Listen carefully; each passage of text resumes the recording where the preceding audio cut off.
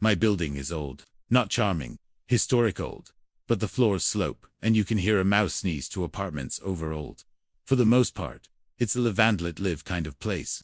We're all just trying to exist without bothering each other. That was the unspoken rule, the delicate ecosystem of our little concrete hive. Then, he moved in. Apartment for B, directly above me. His name, I learned from terse emails from the building manager, was Chad. And Chad, it seemed, was a connoisseur of noise. It wasn't just that he was loud.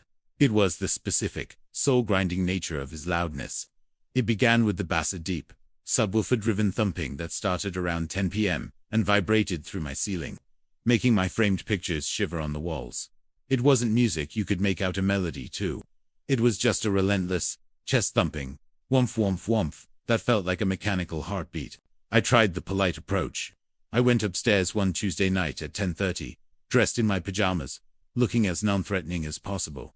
I knocked. The door swung open to reveal a guy in a muscle shirt, reeking of cheap cologne and entitlement. "Hey man," I said, forcing a smile. "I live right below you. Any chance you could keep it down a bit? It's getting pretty late." He didn't even look apologetic. He gave me a once-over and shrugged. "It's my apartment. I pay rent. I'll do what I want." And he closed the door. The bass immediately cranked up another notch, a blatant, audible middle finger. The next few weeks were a masterclass in auditory torture. The bass was a constant, but he diversified his portfolio. He took up what I can only assume was amateur clog dancing at 2 a.m. He developed a passion for moving what sounded like a grand piano made of solid oak across his uncarpeted floor. Every single morning at 6:30 sharp, he would drop a single, incredibly heavy weight, like a bowling ball onto the floor at random intervals. A jarring shock that would jolt me out of any moment of peace I had managed to find. I tried the building manager. I sent emails, left voicemails. The response was always the same. "We've sent a notice." Nothing changed. I was starting to lose my mind. I was sleep deprived. My work was suffering. And my home, my one sanctuary, had become a source of constant anxiety. Then, the epiphany. It was a Saturday. Chad was having a particularly vigorous stomping session above my bedroom. As I lay there, seething, my eyes landed on my bookshelf. Specifically, on my old, battered college speakers. They weren't fancy, but they had one glorious feature. They could get incredibly, piercingly loud without any bass. They were all treble, all shriek. A beautiful, terrible idea began to form. The rules, as Chad had so eloquently stated them, were simple. It's my apartment. I pay rent.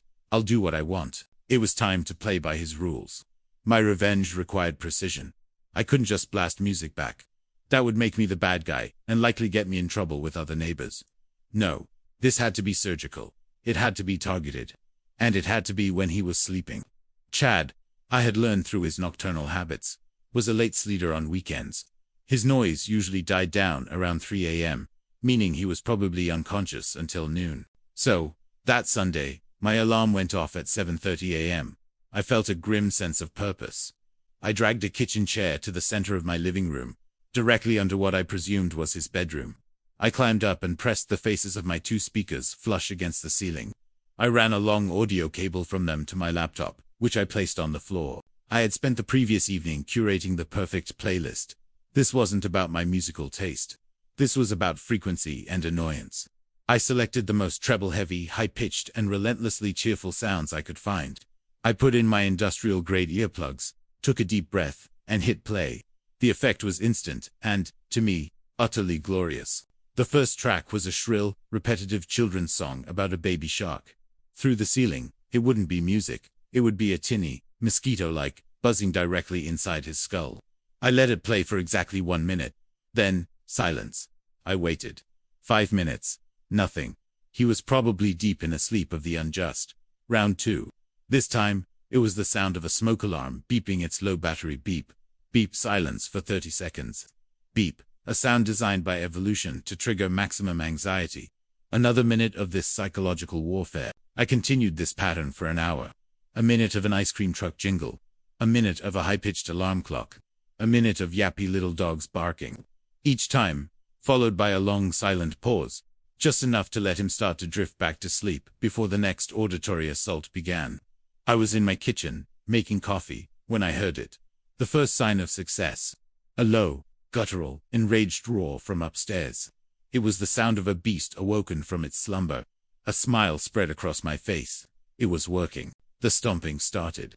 He was pounding on his floor, my ceiling. It was a violent, furious rhythm. I simply turned up the volume one more notch and played a clip of nails on a chalkboard. The stomping stopped.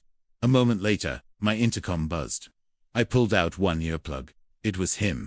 He was screaming, his voice ragged with sleep and fury. "Turn that shit off. What the hell is wrong with you? I'm trying to sleep." I walked over to the intercom.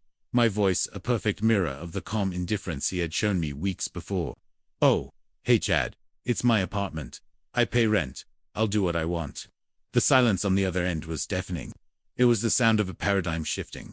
Then, a stream of incoherent curses before he slammed his end of the intercom down. He started stomping again, even harder. I simply resumed my playlist. This time, I chose an old-fashioned telephone ring. Brrring. The stomping ceased. The door slammed upstairs. He was coming down. I was ready. I paused the music, opened my door, and stood there, waiting. He appeared at my doorway, red-eyed hair, wild, wearing nothing but a pair of boxer shorts. He looked utterly unhinged. "What is your problem?" he screamed, spittle flying from his lips. "I don't have a problem," I said calmly. "I'm just enjoying my Sunday morning in my apartment. You see, I've recently gotten into very high-frequency music. It's an acquired taste. This is bullshit. I'm calling the manager. I'm calling the cops." "Please do," I said, my smile never fading. "In fact, here's my phone. You can use it. You can explain to them why the quiet hours clause, in the lease the one that says no excessive noise, between 10 p.m. and 8 a.m., applies to me, at 8:30 a.m., but not to you, at 2 a.m. I have a log of every time you've woken me up, plus all the emails I sent to building management. I'm sure they'd love to hear your side of the story." He just stood there, his chest heaving, his argument utterly dismantled. He saw the speaker still pressed against the ceiling. He saw my complete and total lack of fear. He realized he was not dealing with a pushover anymore. He was dealing with a fellow practitioner of petty revenge, and I was the more strategic one. He pointed a shaking finger at me. "This isn't over." "Oh, I think it is," I said softly. "It's over the moment you decide it's over. The music stops when your music stops. It's that simple. We can have peaceful coexistence, or we can have a war of attrition every single morning that you want to sleep in. Your choice." I didn't wait for an answer. I slowly closed the door in his stunned, sleep-deprived face. That night, for the first time in months, there was silence. Blissful, beautiful silence. No bass, no stomping, no dropped bowling balls. The next morning, at 8:01 a.m., I once again pressed my speakers to the ceiling and played a single, 30-second clip of a rooster crowing. Just a little reminder of the New World Order. A minute later, my phone buzzed. It was a text from an unknown number.